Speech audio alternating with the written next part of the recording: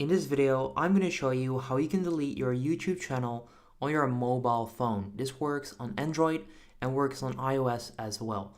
So right now, I'm going to show you how you can delete your YouTube channel permanently on your phone.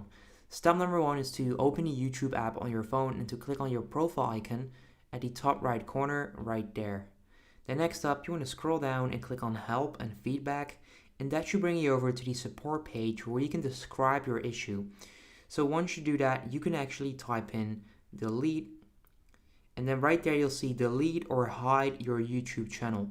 Click on that link and then it's going to show you a help article where you can scroll down and you'll find delete your channel permanently.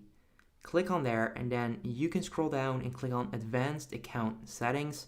And if you click on that link, it's going to send you over to youtube.com where you can permanently delete your YouTube account.